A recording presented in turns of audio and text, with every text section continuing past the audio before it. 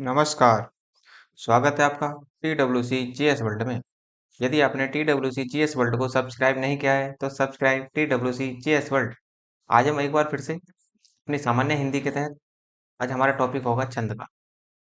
इसके तहत हम देखेंगे कि छंद किस प्रकार होता है, क्या काम करता है और छंद का क्या कार्य होता है इसका।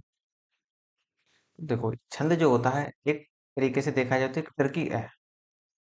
टर्की मतलब एक तरीके से आप ये देखें तो इसे एक बार में समझना बड़ा कठिन हो जाता है।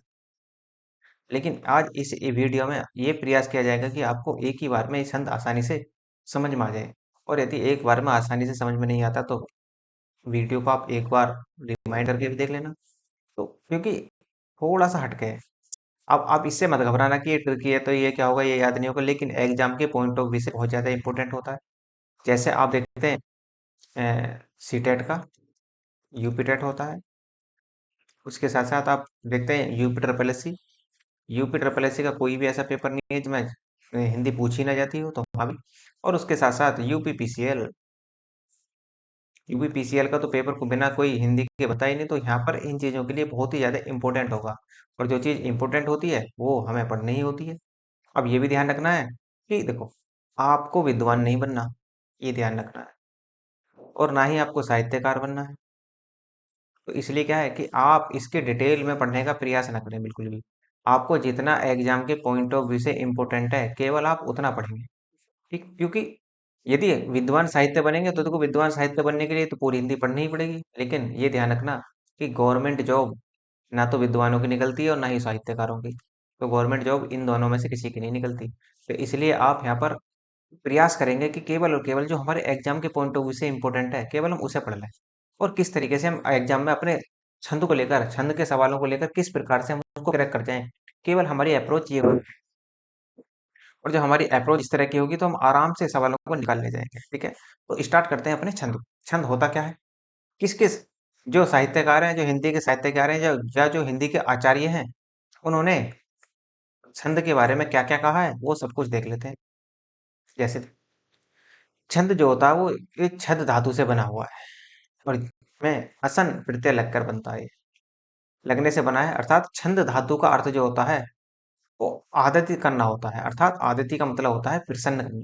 ठीक, देखो किसी भी कविता को किसी लय में गाने से क्या हो जाता है, उसमें एक एक लय की भावना उत्पन्न हो जाती है। और उसी को क्या होते हैं, देखकर हम क्या होते हैं, प्रसन्न होते हैं। तो उसी को हम क्या कहते हैं, छंद कहते हैं। जैसे एक थे, वो हिंदी साहित्यकार हुए हैं, हिंदी का आचार्य हुए हैं, जगदीश गुप्त। तो जगदीश गुप्त कहते हैं कि अक्षरों की संख्या एवं उनका क्रम तथा मात्रा, यति, गति, यति का मतलब होता है विराम, कहाँ विराम लेना है, कहाँ गति पकड़नी है, वो यहाँ पर देखना होगा, आदि से संबंधित विशिष्ट नियमों से नियोजित पद रचना छंद कहलाती है। इसका मतलब क्या है कि अक्षरों की संख्या को भी ध्यान में रखना है, उनका क्रम भी ध्यान में रखना है आपको। उसके साथ साथ मात्रा या गणना भी करनी है, यदि विराम कहाँ लेना है, गति कहाँ पकड़नी है, सबको एक विशिष्ट क्रम में रख दिया जाए तो उस क्रम से जिसका निर्माण होता है वो छंद कहलाते हैं। ये कहना चाह रहे हैं आचार्य जगदीश जी। और उसके बाद में आचार्य रामचंद्र शुक्ल कहते हैं, आचार्य रामचंद्र शुक्ल के अनुसार छोटी छोटी सार्थक ध्वनियां के प्रवाहपूर्ण सामंजस्य का नाम छंद होता है। जैसे कहते हैं ना कि करत करत अभ्यास के जड़मति होत सुजान। तो ये क्या है, एक लय बन गई और ये क्या है, एक क्रम से चला। तो जब कोई चीज लय बनती है और वो क्रम से चलती है तो वो किसका रूप लेती है, वो छंद का रूप लेती है। तो इसलिए आचार्य रामचंद्र शुक्ल कहते हैं कि छोटी छोटी सार्थक ध्वनियों के प्रभावपूर्ण सामंजस्य से का नाम ही क्या होता है, वो छंद होता है। अब देखो, पहली बार जो छंद का उल्लेख मिलता है हमें देखने को, तो पहली बार छंद का उल्लेख जो मिलता है वो ऋग्वेद में मिलता है। अर्थात हमारे पास चार वेद हैं, ये आप भली बात जानते हैं, हिस्ट्री में मैंने आपको पढ़ाया भी है कि चार वेद कौन कौन से होते हैं। एक तो हमारा ऋग्वेद है ही, दूसरा यजुर्वेद, तीसरा आपका सामवेद, और पांचवा चौथा होता है आपका अथर्ववेद। तो इनमें इन चारों वेदों में भी सबसे पुराना वेद है हमारा ऋग्वेद। और इसी ऋग्वेद में पहली बार छंद का उल्लेख मिलता है। छंद शास्त्र को पिंगल शास्त्र भी कहते हैं, क्योंकि जो पिंगल मुनि थे वो इसके प्रणेता हैं। ऐसे आप देखते हैं कि इसके आदि प्रणेता जो थे वो पिंगल ऋषि थे। इसलिए छंद शास्त्र को पिंगल शास्त्र के नाम से भी जाना जाता है। तो देखो, ये लाइन बड़ी इंपॉर्टेंट है। जिस प्रकार गद्य का नियामक व्याकरण है, अर्थात जिस प्रकार गद्य को अच्छे तरीके से प्रस्तुत करने के लिए व्याकरण का प्रयोग किया जाता है, उसी प्रकार पद्य को प्रस्तुत करने के लिए छंद का प्रयोग किया जाता है।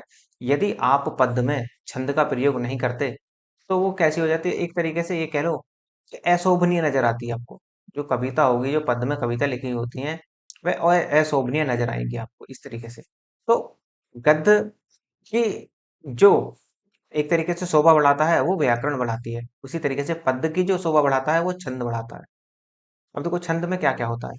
छंद में क्या होता है कि जहां वाक्य में पंक्ति में, जहां वाक्य की पंक्ति में यति हो, यति का मतलब अभी बताया आपको विराम, गति हो, तुक हो, और विराम के द्वारा गेयता अर्थात गायन जो गाता है उत्पन्न किया जाए, या गायन उत्पन्न किया जाए इसके द्वारा, या हम ये भी कह सकते हैं या करके इसके द्वारा कविता को एक प्रॉपर वे में लिखा जाता है। ऐसा भी बताया ना कि आपको करत करत अभ्यास के जड़मति हो तो सुजान। अब वही है, यहाँ भी क्या है, कविता को एक प्रॉपर वे में लिखने का प्रयास किया जाएगा, अर्थात जिस रचना में वर्ण, यति, गति, संख्या, क्रम का ध्यान रखा जाता है उसी को छंद कहते हैं। और यही बात हमने पीछे भी देखी थी कि छंद को लिखते समय अर्थात पद्य को लिखते समय उसकी यति, गति, संख्या, क्रम का ध्यान अच्छे से रखा जाता है वहां पर। इसका प्रयोग ऋग्वेद में पहली बार किया गया, वो हम पीछे देख चुके हैं सब कुछ। और इनके प्रतिपादक जो थे, छंद का जो प्रतिपादन किया था वो आचार्य पिंगल ने किया था, और वो भी अपने छंद शास्त्र में किया था। दो सूत्र लिखे थे इन्होंने, एक छंद शास्त्र, एक था छंद सूत्र। तो छंद शास्त्र और छंद सूत्र में इनका वर्णन मिलता है छंदों का, लेकिन सबसे पहला वर्णन मिलता है वो ऋग्वेद में मिलेगा। नेक्स्ट, छंद के अंग देखते हैं। वो छंद के अंग कौन कौन से होते हैं। तो छंद के कई अंग होते हैं, जैसे आप देखते हैं पीछे भी हम देख चुके थे, पद, ये आपका पद होगा, ये चरण होगा, और ये आपका पाद होगा। तो छंद के जो अंग होंगे, या तो पाद होगा, चरण होगा, या पद होगा, इनमें से कोई एक। वर्ण होंगे, वर्ण और मात्रा होंगी, उसके बाद में संख्या होगी, और संख्या का क्रम भी होगा। फिर गण आएंगे, और गण के साथ साथ गति आएगी, यति आएगी, विराम आएगा, या तुक आएगा। ये जो होंगे वो छंद के अंग कहलाते हैं। अब देखो, पाद, चरण, पद क्या कहलाते हैं। छंद में प्राय 4 चरण होते हैं। आप देखेंगे कि किसी भी छंद को ले लो आप उठाकर, उसमें 4 चरण होंगे, लेकिन कहीं कहीं आपको 6 भी मिलेंगे। जैसे आप देखते हैं ना, एक एक होता है कुंडली, कुंडलियां, और जो आपके छप्पे छंद होते हैं इनमें 6 6 चरण भी मिलते हैं, लेकिन ज्यादातर मोस्टली जो आपके मिलते हैं वो 4 ही चरण मिलते हैं। पहले और तीसरे चरण को ये विषम है आपका, विषम चरण कहते हैं। तो पहले और तीसरे चरण को जैसे हम विषम संख्या देखते हैं ना मैथ में, एक भी आपकी विषम है और तीन भी मैथ विषम है। तो इसी तरीके से यहाँ भी देखा गया कि पहले और तीसरे चरण में वो विषम छंद कहलाते हैं, दूसरे और चौथे चरण को समचरण कहलाते हैं। अर्थात ये दो और ये चार, ये कैसी संख्या है, सम। तो यहाँ भी क्या है, समचरण की संख्या दी जाती है। किन्हीं किन्हीं छंदों में, जैसे आप छप्पे को ले लो, कुंडली को ले लो, इनमें 6 6 शब्द की या 6 6 चरण मिलते हैं देखने को।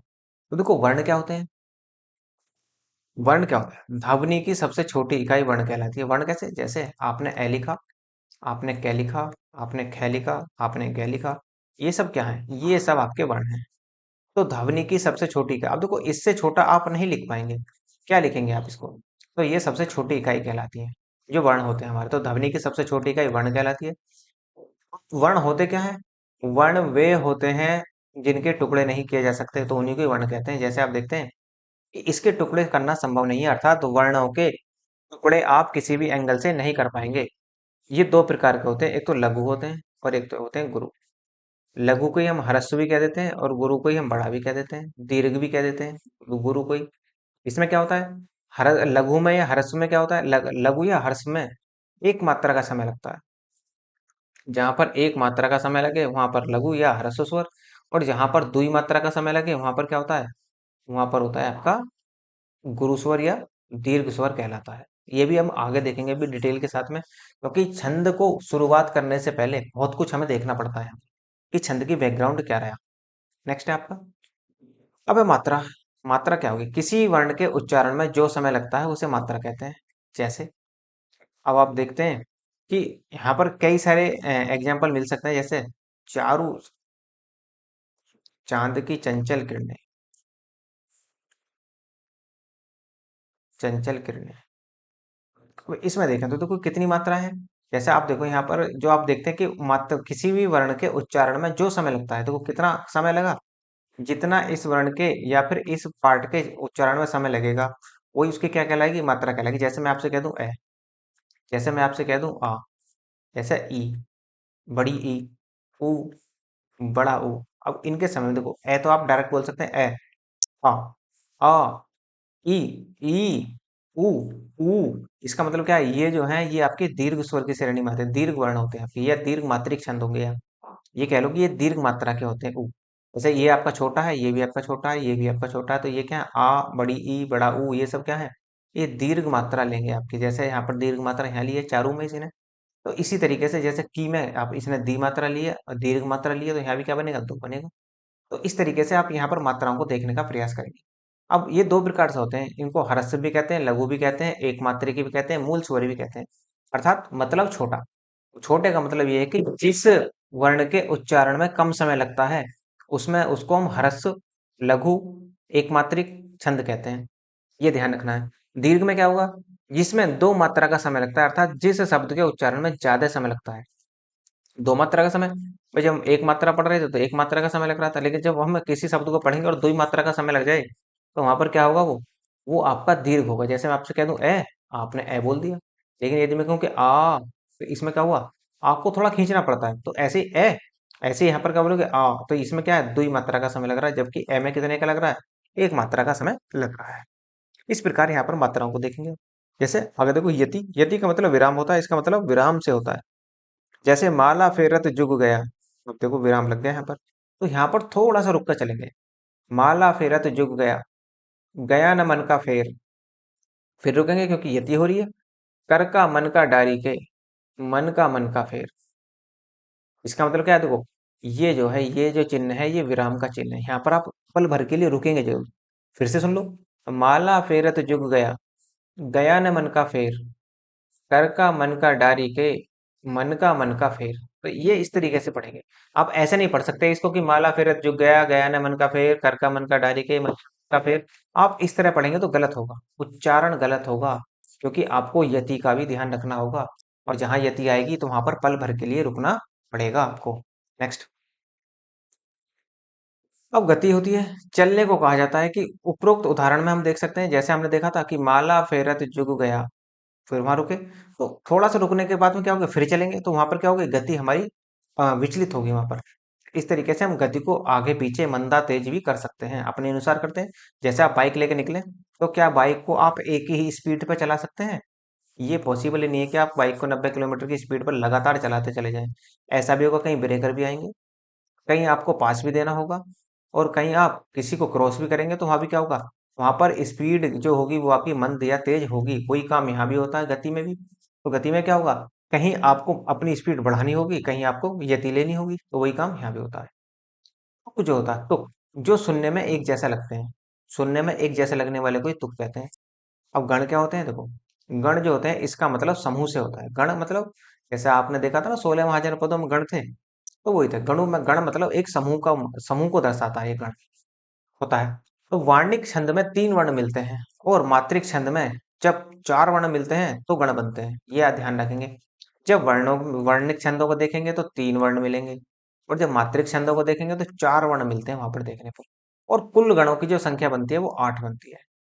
अब कैसे बनती है, इनका देखो शॉर्ट फंडा भी याद रखने का, बाकी इनको याद रखो चाहे मत रखो, लेकिन ये तय है कि यदि आपने लेक्चर को पूरा देखा और ध्यान से देखा, तो इनकी जरूरत नहीं पड़ेगी गण को याद करने की।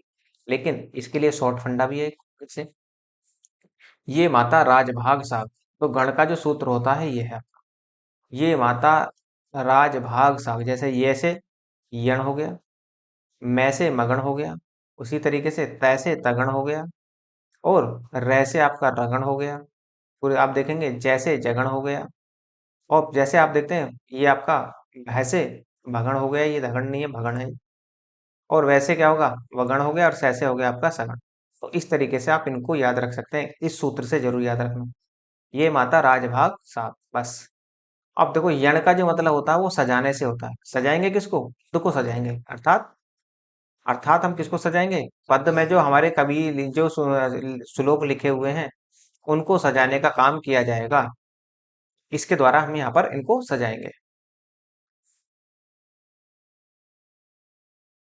नेक्स्ट होता है आपका मगध। मगध का मतलब होता है माता जी से, और तगड़ का मतलब होता है साकार से, और रागण का मतलब होता है राधिका से, जगण का मतलब होता है गणेश जी से, और गगन का मतलब होता है भारत से, और वगण का मतलब होता है कमल से, और सगण का मतलब होता है रजनी से। तो ये आपको ध्यान रखना है, बस मतलब से मतलब मत रखना इनसे भी कुछ भी, केवल ये याद रख लेना, यण मगण तगण सगण रगण जगण मगण वगण और सगण, ये से भी याद रख लेना। ये माता राजभाग साग से भी आप इसको याद रख सकते हैं। देखो वर्ण और मात्रा क्या होती है, अभी पीछे भी हम देख सकते हैं, वर्णों की एक छोटी से छोटी ध्वनि जिसके टुकड़े नहीं किए जा सकते उसे वर्ण कहते हैं, अर्थात उसे ध्वनि कहते हैं। हर्ष स्वर, हर्ष स्वर वे होते हैं जिनके उच्चारण में कम समय लगता है, और दीर्घ स्वर कौन होते हैं, जिनके उच्चारण में हर्ष से दुगना समय लगता है, अर्थात यदि इसमें एक मात्रा का समय लग रहा है तो इसमें दो ही मात्रा का समय लगेगा, ये आप ध्यान रखेंगे। अब हर्ष में कौन कौन से होते हैं, जैसे ए हर्स्व है, ई हर्स्व है, उ हर्स्व है, रे ऋषि का हर्स्व है। ऐसे ही कै भी क्या है, कै यदि वर्ण आ रहा है तो वो कै में यदि आप देखें तो क्या छुपा हुआ है, कै जितने भी आपके व्यंजन होते हैं वो बिना स्वर की मदद के बनते ही नहीं, तो इसमें क्या है, इस कै में आपका ए छुपा हुआ है, तो ये आपका इस तरीके से बनता है।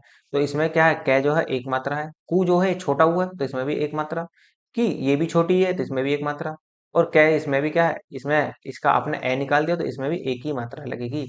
इस तरीके से हम एक मात्रिक छंदों को, एक मात्राओं को देख सकते हैं। अब ह्रस्व में क्या होगा, ह्रस्व में होता है कि जहां दुगना समय लगता हो। दुगना कैसे, जैसे आ, तो आ बोलेंगे तो यहाँ पर दुगना समय, ई दुगना, तो यहाँ पर ऊ ए ए ओ ओ ये सब क्या है, दुगने समय लेंगे। ऐसे ही का में जब आप आ देखेंगे, जैसे का एक और आ, तो आ ही रहा, तो आ रहा है तो इसमें कितने मात्रा का समय लगेगा, दो ही मात्रा का। ऐसे की में बड़ी ई की है तो बड़ी ई ये वाली होगी, और जब बड़ी ई होती है तो इसमें भी दो ही मात्रा। कू बड़ा हुआ है तो इसमें भी दो ही मात्रा। के बड़ा, के के और के, तो इसमें समय क्या लगेगा, आपका बड़े की मात्रा ही लगेगी, और जब बड़े की लगती है तो वहां पर क्या हो जाता है, वहां पर दीर्घ स्वर होता है, अर्थात ह्रस्व स्वर से दुगुना समय लगेगा यहाँ पर। जैसे अब देखो एक टेबल में आपको दिखाने जा रहा हूँ, दिमाग में बैठा लेना इस चीज को कि किस तरीके से होते हैं। देखो लघु वर्ण के लिए तो हम किसका प्रयोग करेंगे, एक का। उसी तरह से गुरु वर्ण का जो प्रयोग करेंगे हम, दो का प्रयोग करेंगे। जैसे ए है, ये आपके ह्रस्व स्वर है, तो ए में एक मात्रिक छंद है, ये भी एक है, ये भी एक है, ये भी एक है। उसी तरीके से ए की जगह यदि आ जाए तो ये दो है, ई दो है, ए दो है, ए दो है, ओ दो है, ओ दो है। तो देखो यहाँ पर क्या एक है, की भी एक है, छोटी ई है, छोटा ऊ है, और छोटा ये कै में जो रे लगा हुआ है इसमें भी एक ही लगेगा हमेशा। तो ये भी ध्यान रखना, यदि ऊपर रे लगा हुआ है तो वहां भी एक ही लगेगा, ये भी ध्यान रखेंगे। का है तो दो है, की है दो है, कू है दो है, तो इस प्रकार से क्या लगेगा, सब में दो दो मात्रा का समय लगेगा। अब जो अंशु होते हैं, अंशुवन, जैसे आंसू लिख दूं मैं, आंसू, तो यदि आप आंसू, क्योंकि अर्धचंद्र बिंदु लगा हुआ है तो यहाँ भी आप क्या करोगे, यहाँ भी आपको सिंगल मात्रा ही लेनी होगी, ये आप ध्यान रखेंगे। तो यहाँ जो आप लेंगे, यहाँ पर आंसू के ऊपर जो रखा हुआ है ये सिंगल मात्रा, यहाँ भी सिंगल मात्रा लेंगे, और यहाँ भी सिंगल मात्रा, और यहाँ भी सिंगल मात्रा ही लेंगे, इस प्रकार से देखेंगे। लेकिन यदि बिंदी आ जाए, डॉट लगा हो, जैसे इंदु,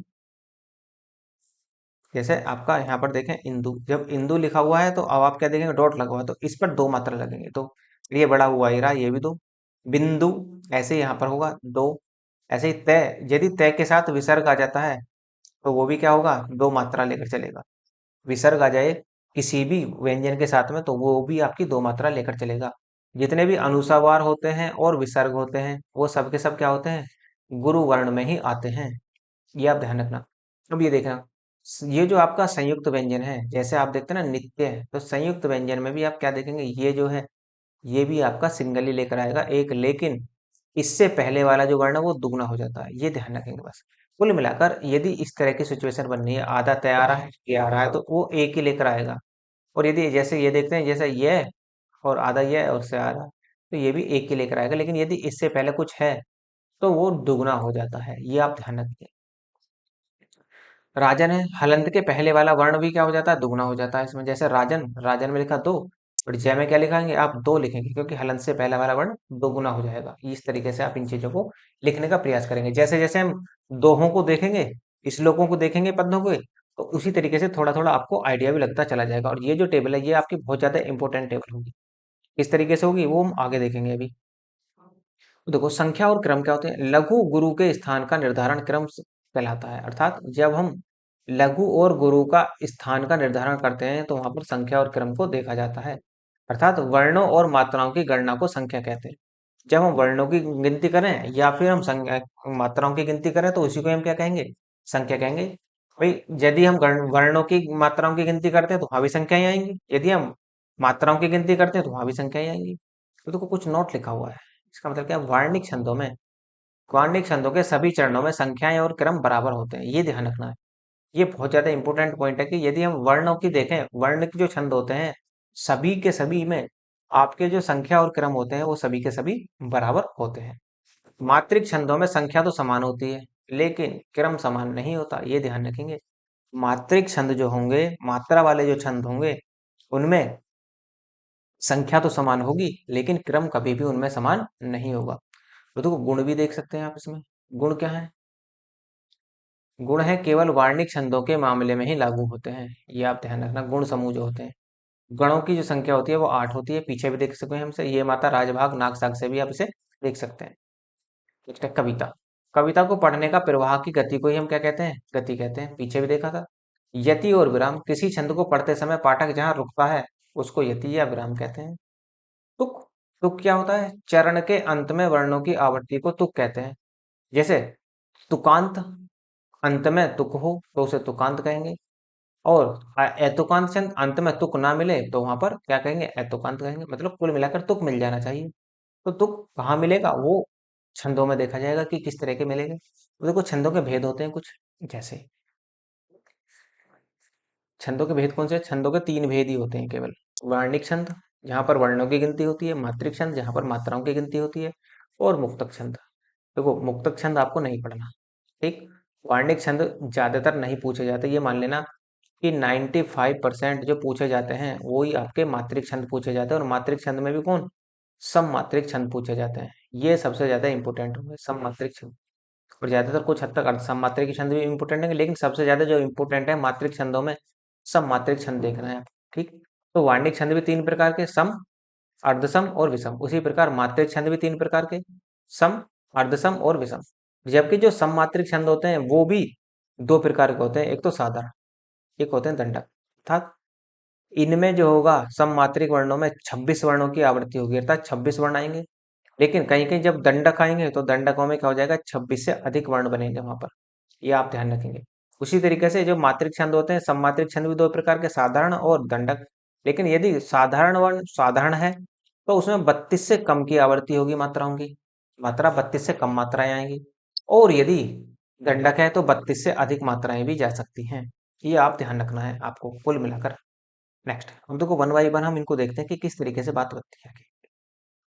वार्णिक छंद क्या होते हैं? अब वार्णिक छंद क्या होते हैं? जिसमें वर्णों की गिनती की जाती है, जहां वर्णों के अक्षर के आधार पर छंद की पहचान की जाती है, वहां पर वार्णिक छंद होते हैं। जैसे सवैया, हरिगीतिका, ये सब क्या है आपके?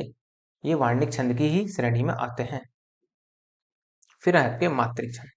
मात्रा के आधार पर छंद की पहचान की जाती है, 3 प्रकार से देखते हैं, जैसे सममात्रिक छंद, विषम मात्रिक छंद और अर्ध सममात्रिक छंद होते हैं। जैसे सममात्रिक छंद को सीधा सीधा पूछ लेता है कि ये बताओ कि सममात्रिक छंद निम्न में से कौन सा है, तो वहां पर आपको देखना पड़ेगा।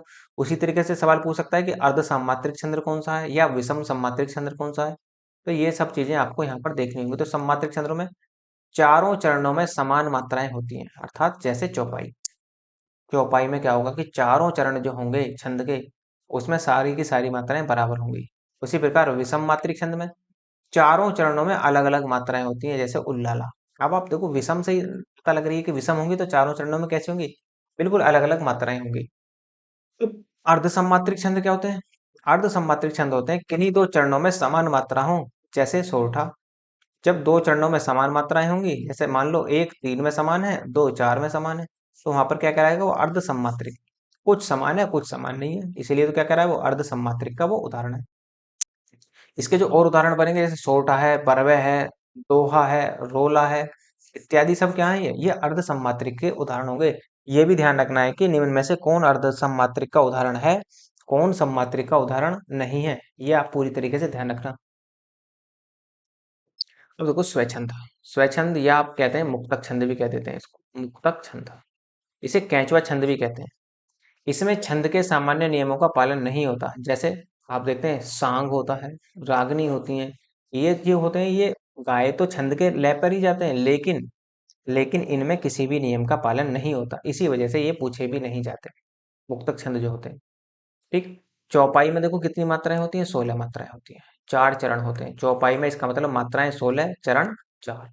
पहला और दूसरा बराबर होते हैं, तीसरा और चौथा बराबर होते हैं, बस ये देखो तीसरा और चौथा यहाँ पर बराबर होते हैं। और रोला में 24 मात्राएं होती हैं, 11 13 पर यति होती है, ये ध्यान रखेंगे आप। उसी प्रकार हरि गीतिका में जो 11 और 13 पर यति होती है। ये गड़बड़ हो रही है यहाँ पर।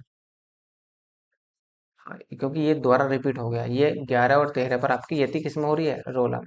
रोला में इतनी मात्राएं होती है, 11 और 13 पर यति होती है।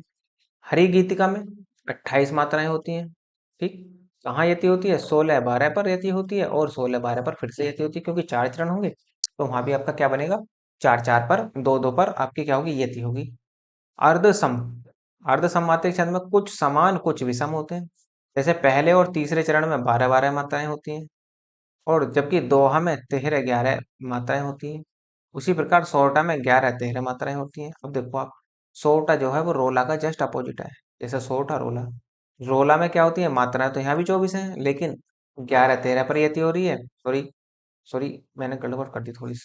जो रोला है आपका वो दोहे का उल्टा होता है, 13 11 पर यति होती है, हाँ। और जबकि रोला में जो यति होती है वो 11 13 में, और जबकि दोहा में जो गति होती है, जो दोहा में मात्राएं लगती हैं वो 13 11 पर लगती हैं। तो इस तरीके से आप इसको देख कर चलेंगे। नेक्स्ट है, आगे बढ़ते हैं। तो देखते हैं सममात्रिक छंद। देखो सममात्रिक छंद कहने के लिए तो बहुत सारे होते हैं, लेकिन सबके सब नहीं पढ़ने। मैं बार बार बता रहा हूँ आपको कि आपको साहित्यकार विद्वान नहीं बनना है, केवल आपको एक कॉम्पिटिटर के हिसाब से एक केवल अपना एग्जाम क्रैक करना है। तो केवल इतना ही पढ़ना है जितना एग्जाम के पॉइंट ऑफ व्यू से इम्पोर्टेंट है। ये आप ध्यान रखना बिल्कुल। अब देखो, ये जरूर ध्यान रख लेना कि किसमें कितनी मात्राएं होती हैं। जैसे अहीर, अहीर में कितनी मात्राएं होती हैं, 11। तोमर में 12, मानव में 14। चौपहिया, ध्यान रखना चौपाई नहीं है, चौपहिया। चौपाई में 15 होती है, जबकि चौपाई कह लो या अरिल्लम कह लो तो उसमें 16 मात्राएं होती हैं। जैसे यहाँ पे देखो, यहाँ पर आ लगा दो, एक डंडा और खींच दो तो एक डंडा और इसको दे दो, तो ये क्या हो जाएगा, 15 से क्या बन जाएगा, 16। तो इस तरीके से याद रखेंगे, चौपाई है तो 15 मात्राएं, चौपाई है तो 16 मात्राएं। फिर आपका पीयूष वर्ण या सुमेरु छंद जो होगा उसमें 19 मात्राएं होंगी।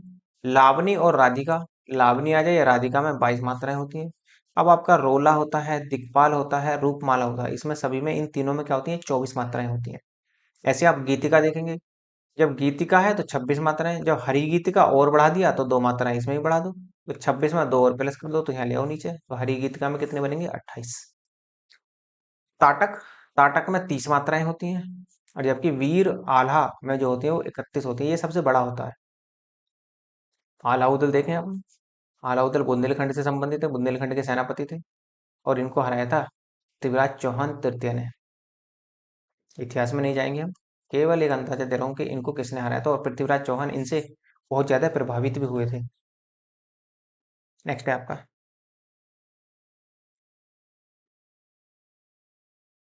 चौपाई, चौपाई और अरिलम। तो चौपाई और अरिलम में क्या होगा, देखो इसके प्रत्येक चरण में, अभी पीछे देखा था कि चौपाई में मात्राएं कितनी होती हैं, 16 16। तो 16 16 मात्राएं होती हैं, पहले का तुक दूसरे के साथ और तीसरे का तुक चौथे के साथ लगता है। तो पहले का तुक जो मिलेगा वो तीसरे के साथ, और तीसरे का और पहले का जो तुक मिलेगा वो दूसरे के साथ मिलेगा, और जो तीसरे का तुक मिलेगा वो चौथे के साथ मिलेगा ही मिलेगा। ये आप ध्यान रखना पूरी तरीके से। तो देखो इसमें क्या होता है, जैसे जय हनुमान ज्ञान गुण सागर, जय कपीस तुहु लोक उजागर, रामदूत अतुलित बल धामा, अंजनी पुत्र पवन सुत नामा। तो ये जो है देखो, पहले का तुक कहाँ मिला, दूसरे के साथ, और जो तीसरे का तुक है उसके उसका तुक कहाँ मिला, वो चौथे के साथ मिला।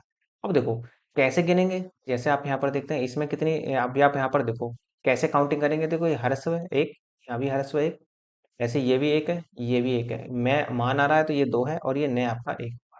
ऐसे ज्ञान आ रहा है, ज्ञान से पहले दो आधा व्यंजन आ रहा है तो आप यहाँ पर क्या लिखेंगे, एक, और उसके बाद में आप क्या लिखेंगे, दो और एक। उसी तरीके से आप यहाँ पर एक एक और एक, ये आपका दो हो जाएगा, ये एक और एक। अब आप जरा देखें,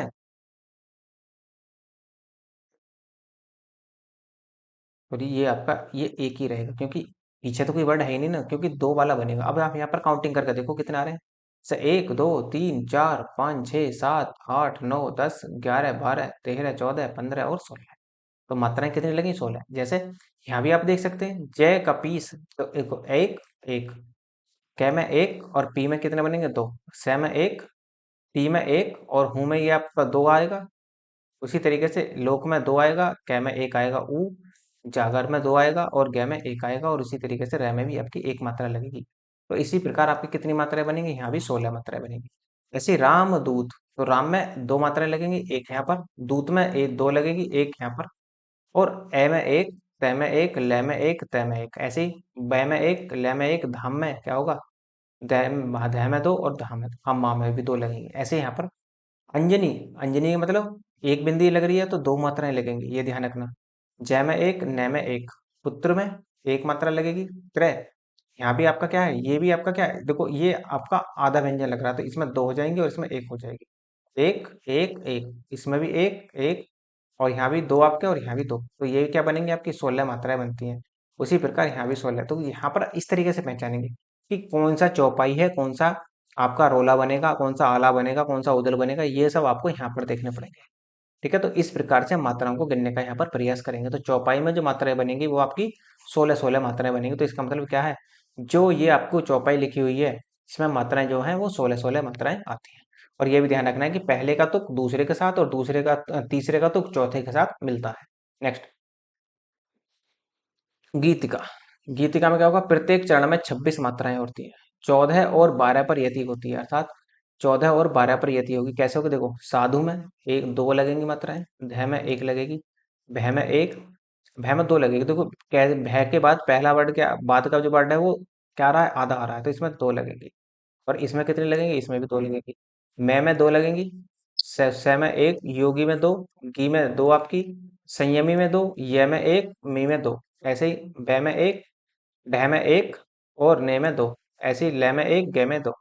अब आप इन्हें गिन लो जरा। देखो, दो, तीन, चार, पाँच, छः, सात, आठ, नौ, 10, 11, 12, 13, 14। देखो 14, तो यहाँ बन गया आपके, तो ये 14 बन गई। उसके बाद में दो, तीन, चार, पाँच, छः, सात, आठ, नौ, 10 और दो 12। तो कितने पर यति हो रही है? 14, 12 पर आपकी यति हो रही है। तो इसका मतलब ये जो है, अब देखो 14, 12 को जोड़ो तो कितनी बन जाती है टोटल? 14, 12 को जोड़े तो टोटल बन जाएंगे आपकी 26। अब देखो गीतिका में मात्राएं भी कितनी होती हैं? 26 मात्राएं होती हैं।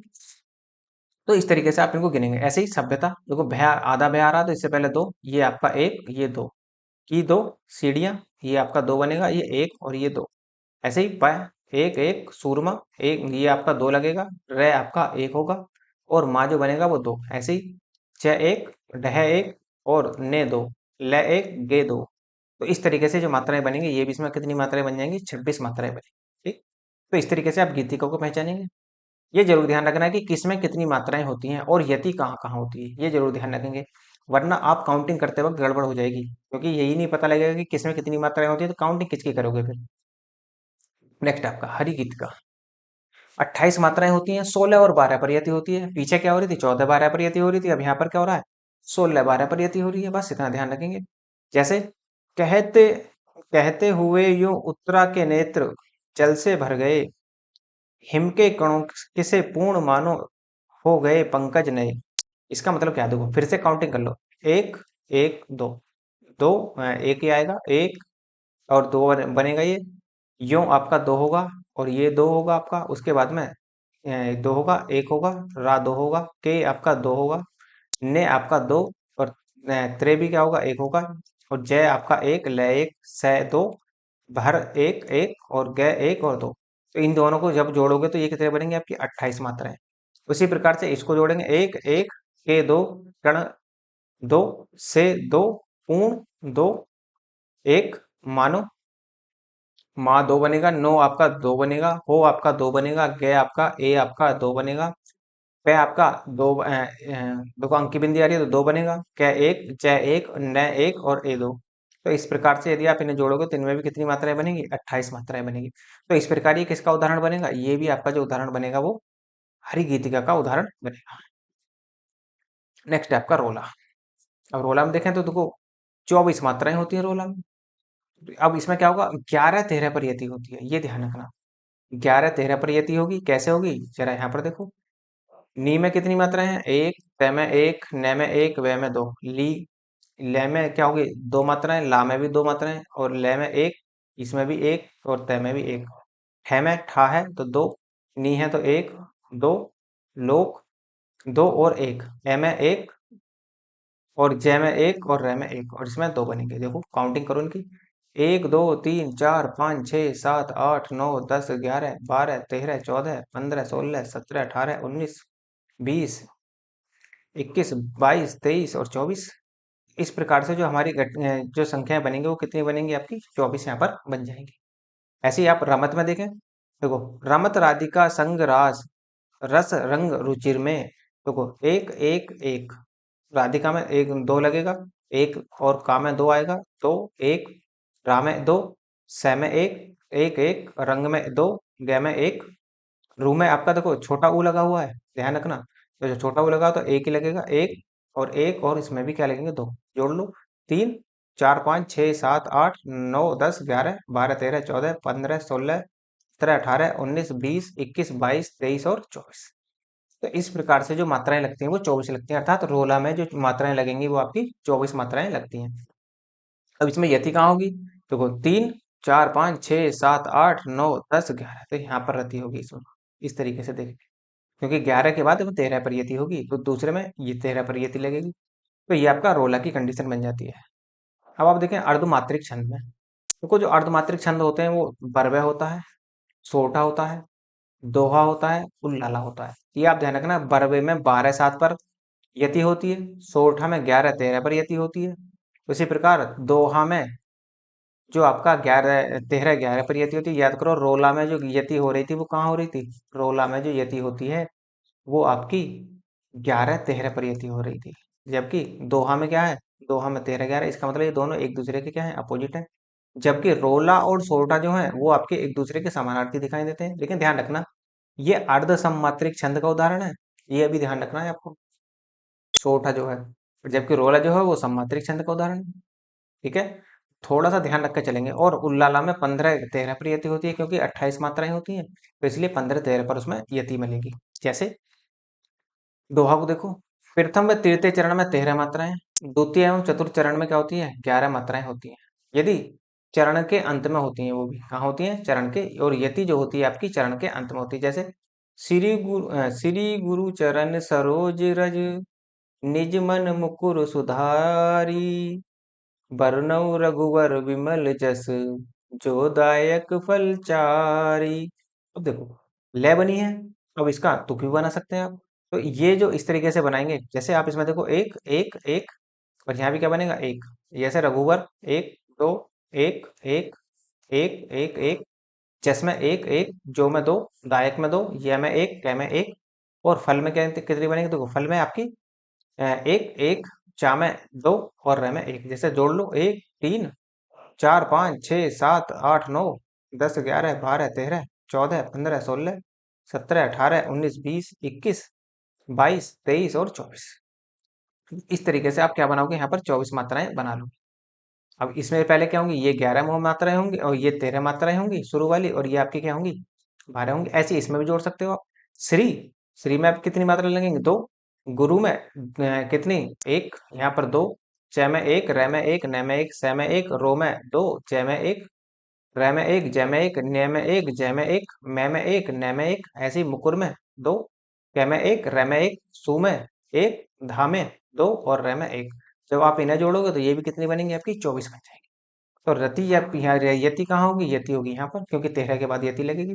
ऐसे ही अगला देखो, बड़ा हुआ तो क्या हुआ, जैसे पेड़ खजूर, पंछी को छाया नहीं, फल लागे अति दूर। तो जब इनकी काउंटिंग करोगे, इनमें भी क्या होगा, 13 11 पर यति होगी और 24 24 मुद्राएं लगेंगी। तो देखो मैंने आपको यहाँ पर काउंटिंग खूब सारी करवाई है, आप इसकी काउंटिंग खुद करके देखना कि क्या क्या इसके आंसर निकलेंगे। ठीक है, तो हम आगे बढ़ते हैं। सोठा, विषम चरण में क्या होते हैं, 11 तथा सम चरण में 13 मात्राएं होती हैं, ये ध्यान रखेंगे। विषम चरण में 11 मात्राएं, सम चरण में 13।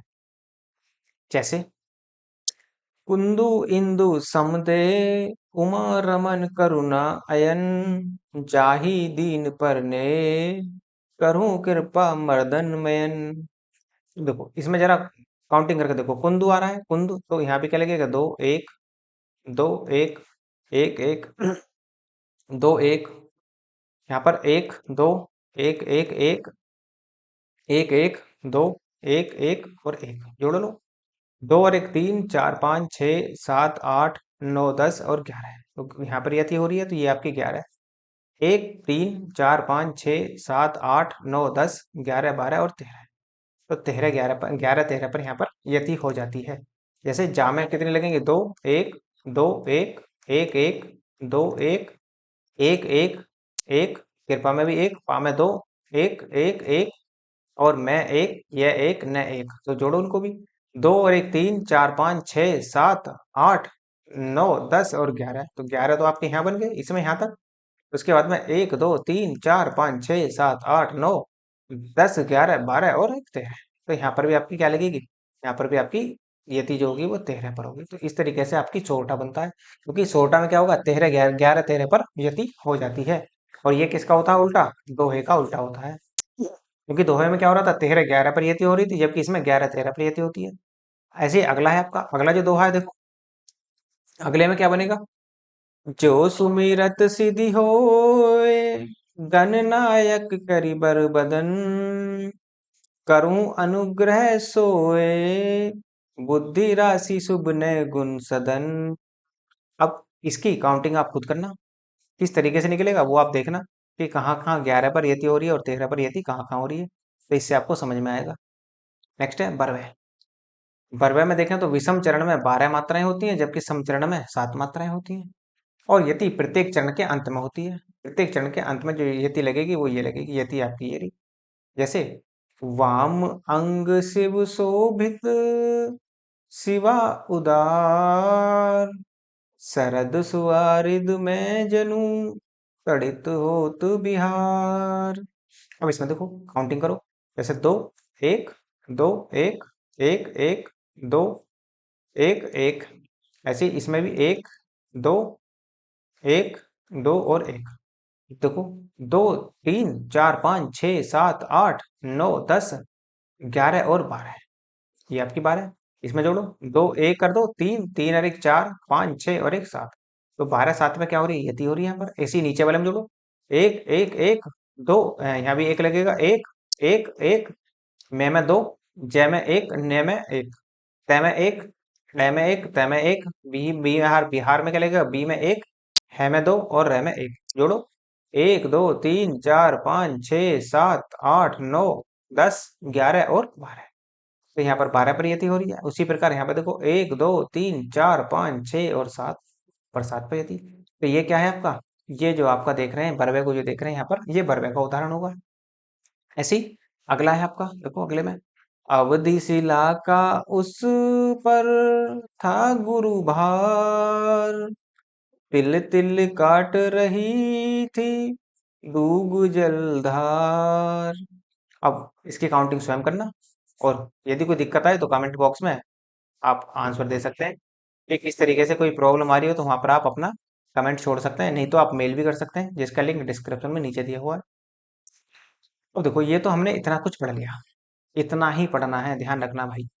यदि आप इससे ज्यादा पढ़ने का प्रयास करोगे तो पढ़ सकते हैं, देखो पढ़ने के लिए तो आप फिर स्वयं स्वतंत्र हैं, लेकिन कंपटीशन के पॉइंट ऑफ व्यू से कितना इंपॉर्टेंट है ये आपको जरूर ध्यान रखना है और क्या आपके सिलेबस के अकॉर्डिंग है। बस दो चीजें जरूर ध्यान रखना, पढ़ने के लिए पूरी किताब पढ़िए और एक से एक टॉप किताब भी मार्केट में मिल जाएंगी, पढ़ने के लिए तो बहुत कुछ है। ठीक है, और यदि आपको लगता है कि लेक्चर अच्छा है, रिवीजन के लिए इसकी पीडीएफ होनी चाहिए तो टेलीग्राम ज्वाइन कर लीजिए, नीचे डिस्क्रिप्शन में लिंक दिया हुआ है। और यदि आप टेलीग्राम यूज नहीं करते तो व्हाट्सअप ज्वाइन कर लीजिए, दोनों का लिंक डिस्क्रिप्शन में दिया हुआ है, किसी एक को ज्वाइन कर लेना। और यदि आपको हिंदी की कंप्लीट पीडीएफ चाहिए नोट्स के रूप में तो वो भी आपको उपलब्ध करा दी जाएगी, वो आप उसके लिए मेल करना होगा आपको। मेल का लिंक भी आपको डिस्क्रिप्शन में नीचे दिया हुआ है, तो वहाँ पर आपको आप मेल कर देना तो वहाँ पर आपको पीडीएफ सेंड कर दी जाएगी। और यदि आपको लगता है कि लेक्चर अच्छा है तो लाइक कीजिए, शेयर कीजिए और सब्सक्राइब करना ना भूलें। धन्यवाद।